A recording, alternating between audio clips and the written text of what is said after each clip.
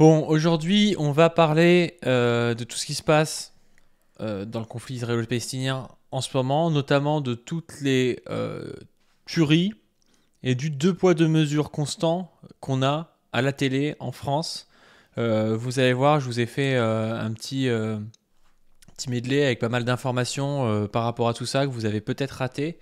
Il y a beaucoup d'informations qui sont assez tristes.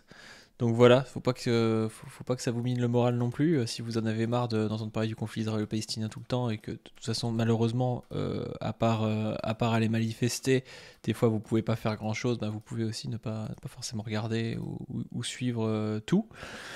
Bref, on a eu par exemple Médecins sans frontières qui nous a parlé et qui, en gros, disait que la situation était catastrophique. La situation est catastrophique parce que y a de moins en moins d'essence, il y a de moins en moins de possibilités en fait de soigner les gens et il y a de plus en plus de blessés. Donc forcément, ça aide pas. Et ce qui s'est passé, c'est qu'il y a eu un camp avec des gens dedans, pas un camp c'est pas un camp de réfugiés le nom, mais voilà, un camp avec des civils dedans, qui a été bombardé par l'aviation israélienne. Et donc ça a fait énormément de blessés et de morts. Je crois quelques centaines de morts, si je ne me trompe pas. Et ils disent en fait qu'il y a plein de blessés. Et le problème, c'est qu'ils arrivent. Et là, ils nous disent, enfin, je trouve ça brise un peu le cœur. Ils nous disent, il y a des jeunes enfants qui arrivent à l'hôpital avec des plaies sévères et profondes et des brûlures sévères. Et ils arrivent sans leur famille en criant et en demandant où sont leurs parents. Et il dit, I stay with them until we could find a place at the hospital. Et il dit que l'hôpital est plein et donc du coup, qu'il reste avec eux. Là, c'est un infirmier qui parle. Il dit qu'il reste avec les enfants jusqu'à ce qu'ils trouvent une place, quoi. Mais donc vous imaginez le truc. Vous avez des enfants qui de 1 sont blessés, plein d'enfants qui sont morts aussi, et qui en plus de ça ne retrouvent pas leurs parents et cherchent leurs parents, arrivent en hurlant. Enfin, vous imaginez déjà la situation actuelle. Et imaginez dans le futur ce que ça va faire. Parce qu'on dit, c'est un peu le truc sur les plateaux télé, en gros les Palestiniens, c'est des barbares, ils soutiennent le Hamas, et le Hamas, ils font des meurtres civils en Israël, c'est horrible, on comprend pas pourquoi c'est des barbares. En fait, si, on comprend pourquoi. On comprend qu'il y a des Palestiniens, ça fait 70 ans que c'est comme ça, et il y en a, voilà, sûrement qui ont vécu pareil en fait il y a 20 ans, là dans 20 ans ceux qui sont comme ça les enfants ils vont grandir, ils auront été blessés, brûlés, ils auront des cicatrices, ils auront perdu leurs parents dans des raids de l'aviation israélienne. Et vous pensez que ça va se passer comment en fait, que ça va bien se passer? Non, en réalité la plupart ils vont vouloir se venger, ils vont avoir une haine des Israéliens et même des civils en fait, parce qu'ils comprennent que les civils aussi ont un rapport colonial à leur terre. Parfois, il va y avoir des civils qui vont vivre à des endroits qui étaient anciennement, des endroits qui étaient palestiniens il y a 20 ans, par exemple. Et forcément, ça crée un contexte de violence extrême décolonisée, mais on voit bien que ce contexte de violence extrême décolonisée vient de la violence d'abord des colons. Et je trouve que ce tweet, en fait, il dit tout, quoi. Il dit toute la situation et toute l'abstraction des gens qui vous disent « Ah oui, est-ce que vous condamnez le Hamas ?» Oui, tout le monde condamne les meurtres civils, mais c'est pas vraiment la question. C'est pourquoi est-ce qu'il y a des gens qui reviennent à soutenir le Hamas et pourquoi le Hamas fait ce qu'il fait. Là, on a une part de réponse. On a aussi quelque chose dans la catégorie enfants, après on va arrêter avec les enfants. On a 2 enfants français qui ont été tués par une frappe aérienne de l'armée israélienne à Gaza, donc Jana et Obeda. La chambre de leur mère, une humanitaire française, a été touchée par un bombardement. Donc je vois ça, vous avez la tête des 2 petits enfants qui sont morts. Donc c'est... Voilà, normalement il y a un temps, il y a un temps pour tout, un temps de respect notamment. Tout le monde est censé avoir une pensée pour ses enfants et pour leur famille. Et qu'est-ce qu'on voit? Même pas 2 heures après, on voit des types sur BFM qui nous expliquent qu'en fait, voilà, ce serait presque mérité, parce que la mère, c'est possible qu'elle ait soutenu le Hamas.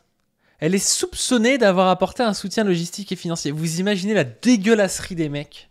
Genre, c'est pas, ils ont pas des informations claires et nettes. Machine, elle a tué des civils juifs en Israël, ou déjà, bon, je vois pas pourquoi on irait tuer ses enfants parce qu'elle a fait ça, mais voilà. Non, En fait, ils savent pas. Mais peut-être qu'elle pourrait être soupçonnée d'avoir apporté un soutien logistique et financier au Hamas. C'est-à-dire que si ça se trouve, parce que le Hamas, hein, le Hamas, c'est pas que la branche armée du Hamas. Si ça se trouve, elle a apporté des bouteilles d'eau à des militants du Hamas qui font du tractage politique. Vous voyez le truc? C'est possible, quoi. Et du coup, ça veut dire que peut-être que ces enfants, ils peuvent mourir, et que c'est peut-être pas si grave. Enfin, vraiment, c'est incroyable, quoi. Il y a quelqu'un dans le chat qui dit soupçonné par qui en plus? Bah ouais, c'est ça, soupçonné par qui? Si ça se trouve, c'est soupçonné par, c'est soupçonné par les Israéliens. Enfin, je veux dire, il y a de la propagande de guerre de tous les côtés. Enfin, bref, je trouve qu'il y a une absence totale de respect des valeurs humaines, quoi, dans ce truc-là. 2 enfants français ont été tués dans le nord de Gaza. On ignore leur âge, mais on sait que leur mère a également été blessée, ainsi qu'un 3e enfant qui a été blessé. Alors, on ne connaît pas exactement les circonstances de ces 2 morts, mais par contre, on en sait un petit peu plus. On ne connaît pas les circonstances, on sait que c'est l'aviation israélienne, je crois. Donc, bon, on connaît quand même un peu. Sur le profil de cette mère de famille, c'est une personne qui a fait l'objet d'un mandat d'arrêt international pour avoir, selon les sources dont nous disposons auprès du ministère de l'Intérieur français, pour avoir été associée à des malfaiteurs pour préparer des actes de terrorisme et le financement d'une entreprise terroriste. Elle aurait été soupçonnée d'avoir apporté un soutien logistique au Hamas et au djihad. Voilà, elle est soupçonnée. Donc, vous apprenez déjà que... Je savais pas qu'en cas de soupçon, la peine de mort était possible. Mais alors, je savais pas que la peine de mort pour tes enfants était possible en cas de soupçon. Parce que là, il y a un soupçon, qui est peut-être vrai, peut-être faux, on n'en sait rien en fait. Et le mec arrive, ses enfants sont morts il y a 2 heures. Et là, oui, mais quand même, elle est soupçonnée d'eux. Enfin, c'est une dérive, mais fascisante absolue, son truc. Au djihad islamique palestinien. Donc c'est une mère de famille qui vivait dans le nord de Gaza. Et on lui avait proposé de quitter Gaza nord. Elle a refusé de le faire et elle était donc dans cette... Elle a refusé de le faire, ouais. Il y a des mecs comme ça, du jour au lendemain, ils disent qu'il faut que tu te barres de chez toi. Ils envoient aussi des missiles sur la route qui mène du nord au sud. Ils envoient aussi ils bombardent aussi le sud. Mais voilà, comme t'as refusé de quitter quand même, voilà, c'est bizarre. C'est peut-être que t'es une extrémiste terroriste et qu'on peut tuer tes gamins, quoi. Partie de la bande de Gaza où donc elle a été victime d'une explosion, mais on ne connaît pas également les détails. Par contre, ce qui est certain, c'est que le consulat de France à Jérusalem a essayé d'entrer à nouveau en contact avec lui après qu'elle ait été blessée, et pour l'instant sans résultat. Donc en tout cas, c'est, si vous voulez, l'illustration évidemment dramatique d'une situation d'une famille donc qui vivait à Gaza, quelles que soient les responsabilités des parents ou des enfants, ont donc été victimes des bombardements israéliens. Ouais. Il y a le mec qui se la joue neutre à la fin. Je trouve ça assez délirant. Mais, même si c'est assez délirant, Caroline Fourest nous apprend qu'on peut pas comparer le fait d'avoir tué des enfants délibérément comme le Hamas et le fait d'en tuer involontairement comme Israël. Parce que c'est vrai que quand on voit un missile sur une maison ou sur une voiture avec des enfants dedans, c'est involontaire. Hein. C'est sûr que c'est très très involontaire. Alors d'abord, la rhétorique du 2 poids 2 mesures, il faut la manier avec précaution, surtout en France, parce que c'est vraiment la rhétorique que Dieudonné a utilisée pour faire flamber l'antisémitisme dans notre pays avec... Non mais... C'est délirant, c'est toujours les mêmes éléments de langage. La personne qui a fait monter Dieudonné et Soral, les personnes qui font monter Dieudonné et Soral, c'est les personnes qui associent le sionisme et les juifs. C'est les personnes qui disent toute critique du sionisme, c'est une critique des juifs. Parce qu'en fait, ça en vient à dire, voilà, si vous critiquez un gouvernement d'extrême droite qui a une volonté de nettoyage ethnique à Gaza, ça veut dire que vous critiquez les juifs. Bah du coup, il y a des mecs qui disent, bah ouais, bah du coup, si les juifs, ça veut dire exterminer des mecs à Gaza, je suis contre les juifs. C'est ça le truc qui est dangereux. Ce qu'il faut rappeler, c'est que le sionisme, c'est pas les juifs. Et que les mecs qui viennent faire des agressions antisémites en France, c'est honteux. Je veux dire, ça n'a rien à voir. Le juif de France, qu'est-ce qu'il y peut s'il y a un gouvernement d'extrême droite qui extermine des gens à Gaza? Il y peut strictement rien. Donc, le discours progressiste, c'est celui qui sépare le sionisme et le judaïsme. Et elle arrive, elle vient nous dire, voilà, le discours du 2 poids 2 mesures, c'est Dieudonné. Et puis, si vous critiquez la politique israélienne sioniste, c'est déjà la porte ouverte à l'antisémitisme. Non, c'est son discours à elle qui est la porte ouverte à l'antisémitisme et qui fait le jeu de Soral et Dieudonné. peut-être encore plus de succès que même les réseaux des frères musulmans. Et quand on est un des pays où il y a le plus nombre d'incidents antisémites, d'agressions antisémites et même des crimes antisémites, je pense qu'il faut le manier avec précaution. Maintenant, Rania de Jordanie est une reine jordanienne d'origine palestinienne. Et parle aux rues arabes qui, pour beaucoup, sont assez convaincus de cet argument-là. Son discours est réellement inflammable, en réalité. Elle parle avec son émotion, on peut le comprendre. Mais il y a l'émotion est souvent mauvaise conseillère et en tout cas brouille le discernement. Ce qui m'ennuie plus, c'est qu'il y a des enfants dans nos écoles qui vont le reprendre et qui vont l'entendre et qui vont adhérer à cette relativisation qui essaie de renvoyer dos à dos les victimes sans tenir compte des intentions et du contexte. Or, c'est fondamental parce que... Oui, c'est vrai que le contexte est fondamental. Rappeler, par exemple, qu'Israël est une colonie dirigée par des fascistes d'extrême droite qui veulent exterminer les Palestiniens, c'est fondamental pour comprendre la guerre actuelle, quoi. Je suis d'accord avec elle.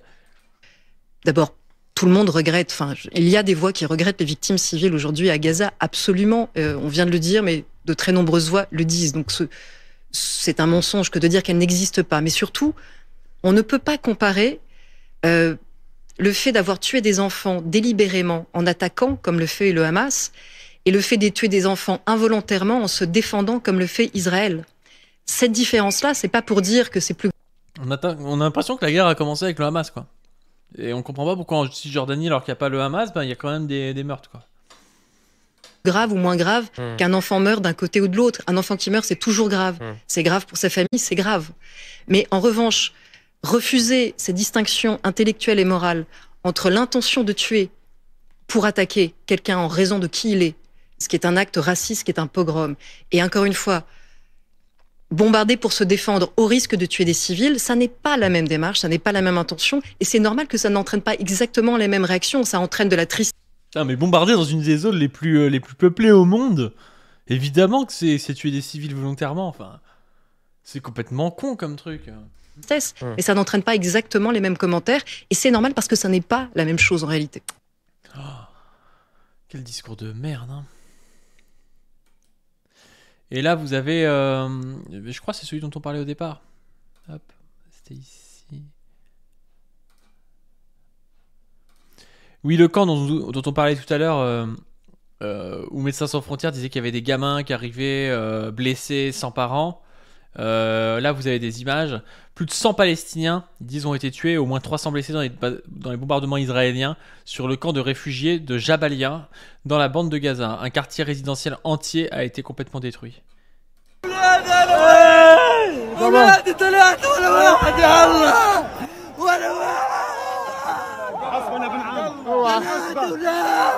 Putain, c'est chaud, hein. C'est chaud, et quand vous regardez derrière, tout est détruit, quoi.